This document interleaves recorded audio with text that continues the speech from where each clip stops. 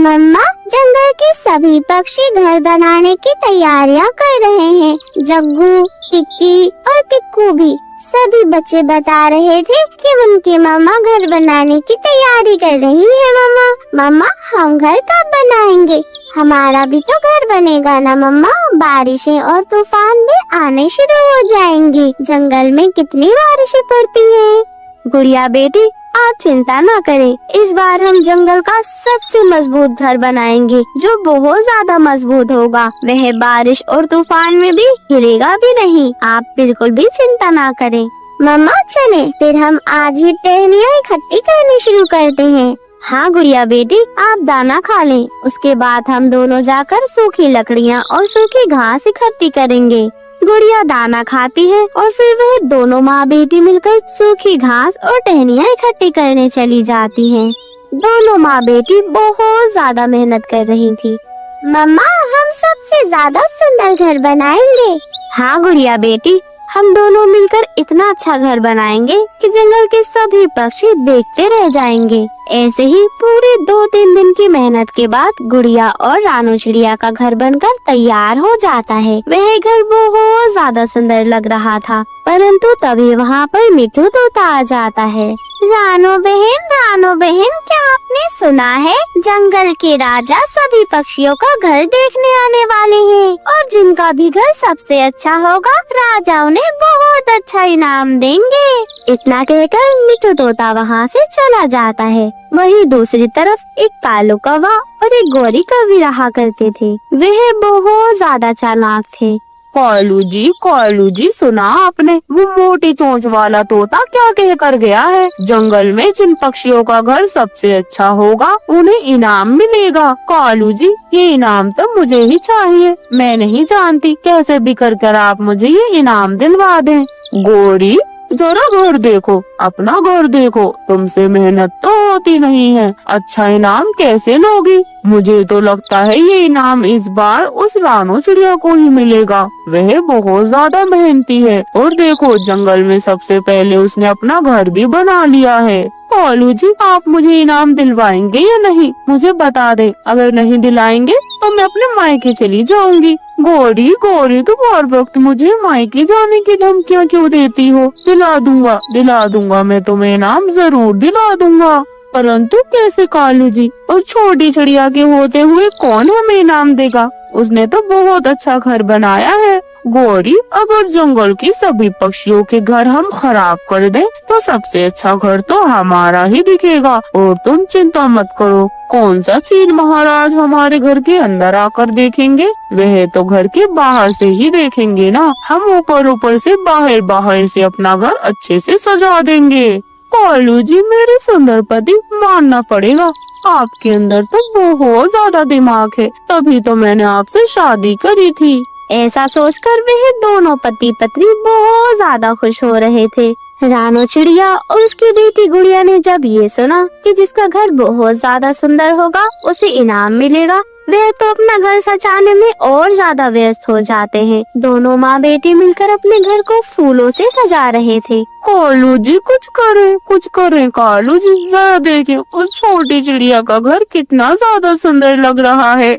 गोरी, सब्र करो, बस रात होने का सब्र करो। इस मोटी चोंच वाले मिठू तोते का घर और एक छोटी चिड़िया का घर आज रात को ही मैं खराब कर दूंगा और इनके घर के जितने भी फूल होंगे वह सब मैं अपने घर में लगा लूंगा। कालू कौवा और गोरी कौवी दोनों ऐसा प्लान बना रहे थे। गुड़िया और रानू चिड़िया दोनों अपने घर को सजाकर आराम करने अपने घोंसले में लेट जाती हैं। ऐसे ही रात हो जाती है। कालू कौवा जल्दी उसके फूलों को हटा देता है और वे सारे फूल वह अपने घर में लगा लेता है। रानू चिड़िया और गुड़िया चिड़िया को इस बात के बारे में खबर तक ना थी। वहीं दूसरी तरफ गोरी कौवी भी जाकर मिठू तोते के घर से सारी सजावट का सामान हटा देती है और वह सब सामान हटाकर वह अपने बेकार से घर को सजा लेते हैं। सुबह हो जाती। रानू चिड़िया जैसे ही घर के बाहर आकर देखती है उसका घर तो बिल्कुल साधारण सा लग रहा था। वहीं दूसरी ओर मिठू तोते का घर भी बिल्कुल साधारण सा लग रहा था। राजा के आने में बस कुछ ही देर बाकी थी। रानू बहन, तुम्हारे घर को क्या हुआ? तोते भैया, आपके घर को क्या हुआ? पता नहीं रानू बहन, ना जाने हमारे घर को क्या हो गया? रात तक तो अच्छा था, सुबह देखा तो सारा सामान गायब है। हाँ मिट्ठू भैया, मैंने भी सुबह देखा तो मेरे घर के सारे सामान गायब है। मैंने कितनी मेहनत से सजाया था। रानो चिड़िया तो रोने लगती है। उसकी बेटी गुड़िया भी जोर जोर से रो रही थी। तभी उनकी नजर कालू कौवे के घर की ओर जाती है। मिट्ठू भैया वो देखे, कालू भैया का घर। ये तो सारा हमारा सामान लग रहा है। अरे हाँ, लगता है इस कालू कौवे और गौरी कौवी ने हमारे घर का सामान चुराया है। चलो चलो हम चलकर उनसे बात करते हैं। नहीं नहीं मिट्ठू भैया, मैं उनके पास नहीं जाऊंगी। वह दोनों बहुत ज्यादा दुष्ट हैं। वह झूठ बोल देंगे और हमारा सामान ही हमें वापस नहीं करेंगे। हमारे ऊपर झूठा इल्जाम लगाएंगे। वह हमें बहुत बेइज्जत करेंगे। परंतु मैं तो जरूर जाऊंगा। ऐसा कहता हुआ मिट्ठू तोता सीधे कालू कौवे और गौरी कौवी के घर के पास जाता है। दुष्ट कालू कौवे, गौरी कौवी, तुम लोगों ने हमारे घर का सामान चुराया है। मुझे बिल्कुल पता नहीं था कि तुम ऐसा कर सकते हो। तुम दोनों बहुत ज्यादा दुष्ट हो। आने दो राजा जी को, मैं तुम्हारी शिकायत करूँगा। मोटी चोंच वाले तोते, तू हमारी क्या शिकायत करेगा? तेरे पास क्या सबूत है कि हमने तेरा सामान चुराया है? आलसी कहीं का, न घर बनाना है न कुछ। हमारी मेहनत पर पानी फेर रहा है। चला जा यहाँ से, वरना तेरी चोंच तोड़ दूंगी। हाँ हाँ मोटी चोंच वाले तोते, चला जा, वरना तेरी चोंच और तेरे पर दोनों तोड़ दूंगा मैं। तभी वहाँ पर राजा भी आ जाता है। राजा चील चारों तरफ घर की ओर देखता है। जैसे ही राजा चील चारों के घर देखता है, उसे सबसे ज्यादा कालू कौवे और गौरी कौवी का घर अच्छा लगता है। वाह वाह वाह कालू गौरी, तुमने तो इस बार कमाल कर दिया। इतना खूबसूरत घर तुमने कैसे बना लिया? राजा जी, इन लोगों ने हमारे घर का सारा सामान चुरा लिया। ये फूल तो रानो बहन के घर के हैं और ये हरे हरे पत्ते ये मेरे घर के हैं। महाराज, इन्होंने हमारी मेहनत चुराई है। नहीं महाराज, झूठ। ये मोटी चोंच वाला तोता झूठ बोल रहा है। हम क्यों चुराएंगे? और इनके फूल चुरा कर हमें क्या मिलेगा महाराज? हो महाराज, हम दोनों ने पति पत्नी ने बहुत मेहनत करके ये घर बनाया है। ये मोटी चोंच वाला मिट्ठू तोता आपसे झूठ बोल रहा है राजा जी। तभी वहाँ पर बंटी कबूतर आ जाता है। राजा जी, कोई झूठ नहीं बोल रहा। रात मैंने खुद देखा था। ये दुष्ट कालू कौवा और गौरी कौवी इन दोनों के घर से सामान चुरा रहे थे। यहाँ तक कि मेरे घर से भी लाइटें गायब हैं। यह बहुत बड़े चोर हैं राजा जी, आपको इन्हें कड़ी सजा देनी चाहिए। तभी वहाँ पर रानो चिड़िया आकर उनकी सारी बातें बताती है। राजा को बहुत ज्यादा गुस्सा आ जाता है। दुष्ट कालू कौवे, गौरी कौवी, तुम दोनों को सजा मिलेगी। कालू कौवे और गौरी कौवी को राजा सजा दिलवाता है। वहीं दूसरी ओर वह सभी के घर के अंदर जाकर देखता है। रानो चिड़िया का घर अंदर से बहुत खूबसूरत था, इसलिए उसे इनाम मिलता है।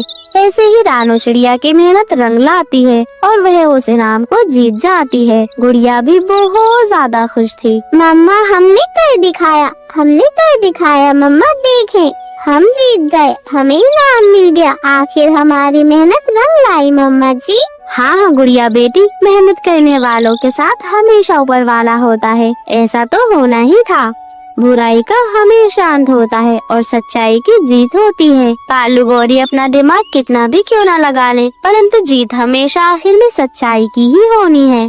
मेरी प्यारी मम्मा, आप बिल्कुल सही कह रही हैं। अब हम दोनों मिलकर इस घर में हमेशा खुशी खुशी रहेंगे और मम्मा जी हम दाना भी लेकर आएंगे। मम्मा, इन पैसों से आप मुझे नए नए कपड़े दिलाना। हाँ गुड़िया बेटी, इन पैसों से मैं आपको नए नए कपड़े दिलाऊंगी। साथ ही साथ अपना कोई कारोबार भी करूंगी ताकि आने वाला समय हमारा अच्छा गुजर सके। ऐसे ही वह माँ बेटी हमेशा एक दूसरे के साथ हंसी खुशी रहने लगती हैं। और इसी तरह रानो चिड़िया ने अपनी मेहनत से न केवल एक सबसे सुंदर घर बनाया, बल्कि जंगल के सभी पक्षियों को यह भी सिखाया कि सच्ची लगन से काम करने का फल हमेशा मीठा होता है। जंगल के एक हरे भरे हिस्से में, जहाँ हरियाली और फूलों की खुशबू हवाओं में घुलती थी, वहाँ एक छोटी सी चिड़िया रहा करती थी जिसका नाम रानो था। रानो का जीवन बहुत ज्यादा साधारण था, लेकिन उसमें एक खास बात थी, वह बहुत ज्यादा मेहनती थी। रानो के पास एक छोटी सी मक्का की खेती थी जो वह दिन रात मेहनत करके उसे उगाया करती थी। रानो की एक छोटी सी बेटी भी थी जिसका नाम गुड़िया था। अभी वह बहुत ज्यादा छोटी थी, परंतु उसकी आंखों में बहुत आशाएं और सपने थे। रानो चिड़िया का जीवन गरीबी में गुजरता था। मक्का की खेती से जितना भी मिल जाता वह उसे अपने और अपनी बेटी के जीवन को चलाने की कोशिश किया करती थी। वह जानती थी कि उसके पास पैसों की कमी है, लेकिन मेहनत और ईमानदारी के दम पर वह किसी की भी मदद लेने का नाम भी नहीं लेती थी। उसकी छोटी सी कुटिया थी। वह एक बहुत ही छोटे से घर में रहा करती थी जो एक पेड़ के नीचे बना हुआ था। सर्दी और गर्मी से बचने के लिए बस उसका एक छोटा सा आश्रय था। गुड़िया हमेशा अपनी माँ से सवाल किया करती थी, मम्मा क्या कभी हमारा भी सुंदर सा घर होगा? मम्मा क्या हम भी कभी खुश रहेंगे? मम्मा क्या हमारे परिवार में भी खुशहाली आएगी? मम्मा क्या हम भी नए नए अच्छे कपड़े पहनेंगे? मम्मा बताए ना मम्मा। रानो चिड़िया मुस्कुरा कर कहती है, हाँ मेरी गुड़िया बेटी, बिल्कुल, मेहनत कभी बेकार नहीं जाती। एक दिन हम दोनों बहुत ज्यादा खुश होंगे। आप देखना, एक दिन हमारी मेहनत रंग लाएगी और हम भी जंगल के सबसे अच्छे पक्षियों में गिने जाएंगे। वही जंगल में दूसरी और कुछ और पक्षी भी रहा करते थे जिनके बारे में रानो चिड़िया को अच्छे से पता था। कुछ पक्षी तो बहुत ज्यादा मेहनती थे, वही कुछ पक्षी अपने आदतों से परेशान थे, जैसे कि गोरी कौवी और कालू कौवा।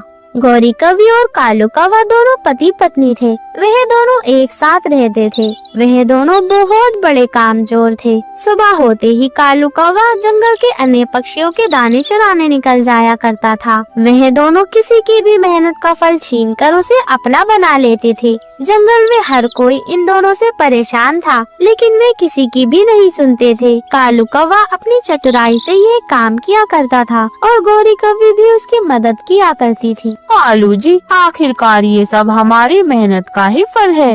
अब जंगल के पक्षी इतनी मेहनत से फल लाते हैं, दाने लाते हैं, तो हम भी तो इतनी मेहनत करके उन्हें चुराते हैं ना। हाँ गोरी, हम जंगल के सबसे ज्यादा मेहनती पक्षी हैं। कालू जी, जब हमें कुछ नहीं मिलता तो फिर हम जंगल से बाहर जाकर कुछ मांस का इंतजाम भी तो कर सकते हैं। आखिरकार हम मांस भी तो खाते हैं ना मेरे सुंदर पति। हाँ गोरी, तुम चिंता मत करो। जिस दिन जंगल से हमें मीठे फल और दाना मिलना खत्म हो जाएगा, हम उस दिन जंगल से बाहर जाएंगे और छोटे छोटे पक्षियों का मांस खाएंगे।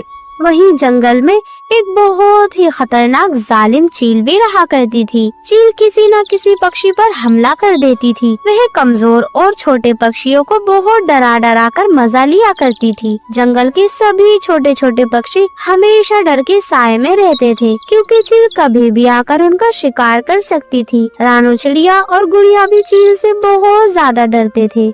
ऐसे ही एक दिन जब रानो चिड़िया और गुड़िया अपने खेतों में मक्का का काम कर रही थी, तभी कालू कौवा और गोरी कौवी उनके खेतों में घुस जाते हैं। वह उनका दाना चुराने की कोशिश करते हैं, परंतु रानो चिड़िया उन्हें देख लेती है। कालू भैया, गोरी बहन, आप दोनों यहाँ क्या कर रहे हैं?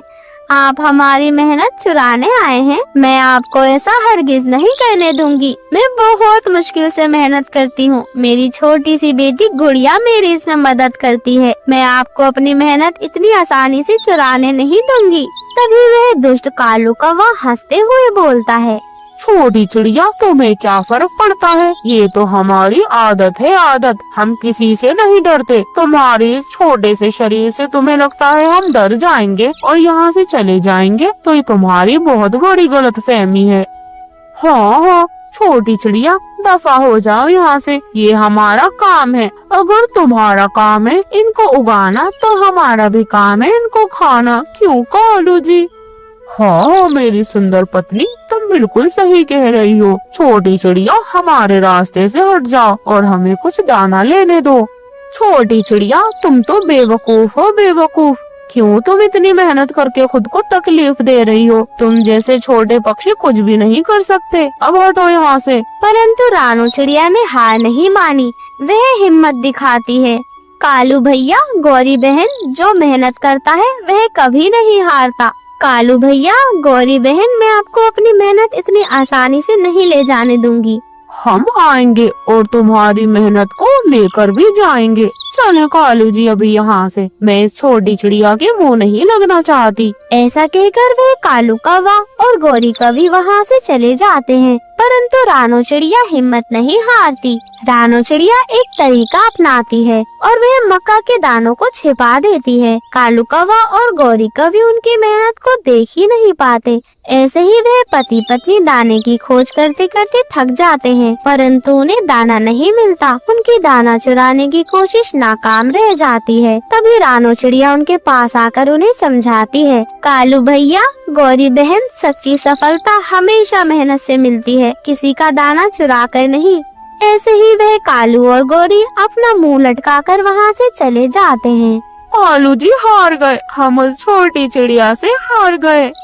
हाँ गौरी, कैसे कैसे हार गए हम उस छोटी चिड़िया से? परंतु रानू चिड़िया की मुसीबतें यहाँ भी खत्म नहीं होती। एक दिन रानू चिड़िया अपनी बेटी गुड़िया के साथ अपने खेतों में काम कर रही थी। तभी आकाश से एक बहुत बड़ी चील उड़कर आती है और वह रानू चिड़िया को अपनी चोंच में पकड़कर आकाश में उड़ने लगती है। परंतु रानू चिड़िया हिम्मत दिखाती है और उससे कहती है, चील दे, मुझे छोड़ दे, आप मुझे छोड़ दें, मैं मेहनत करती हूँ। मेरी बच्ची अभी बहुत छोटी है और मैं अपनी मेहनत से अपनी बच्ची को पाल रही हूँ। मुझे अपनी बच्ची को पालने का पूरा हक है, उसे जिंदा रखने का पूरा हक है। चील उसकी चोंच से ये बात सुनकर थोड़ी हैरान हुई, परंतु उसने रानू को छोड़ दिया और कहा, छोटी चिड़िया, तुमने अभी ये क्या कहा? हाँ चील दी, मैंने सच कहा। मैं बहुत मेहनत करती हूँ और मुझे अपनी मेहनत से अपनी बच्ची को पालने का पूरा हक है और जिंदा रहने का भी हक है। तुम जैसे छोटे पक्षी में इतनी हिम्मत कैसे हो सकती है? मुझे तुम्हारी मेहनत और साहस पर गर्व है। चलो मैं तुम्हें वापस छोड़कर आती हूँ। ऐसे ही वह चील उसे वापस छोड़कर आ जाती है और इस तरह मम्मा चिड़िया ने अपनी जान बचा ली थी। परंतु उनकी जिंदगी अभी भी गरीबी से ही गुजर रही थी। धीरे धीरे कुछ समय और बीत जाता है। रानू चिड़िया और गुड़िया को एक दिन अजीब सा आभास होता है। जंगल के एक पुराने पेड़ के नीचे उन्हें एक खोया हुआ घर मिलता है। वह घर साधारण नहीं था, बल्कि वह घर एक जादुई घर था। घर में सब कुछ था, खाने पीने का सामान, आराम करने के लिए नरम नरम घोंसला और सबसे ज्यादा जरूरी कि उस घर में शांति थी, जो उन दोनों माँ बेटी के दिलों को सुकून देती थी। रानू चिड़िया को समझ में आ गया कि ये उसकी ईमानदारी और मेहनत का इनाम है। मम्मा, हमारे अच्छे घर का और इतने सारे मीठे मीठे भोजन का सपना आज पूरा हुआ। हमारे पास अच्छा घर है, खाने के लिए अच्छा भोजन और सोने के लिए नरम नरम घोंसला भी है।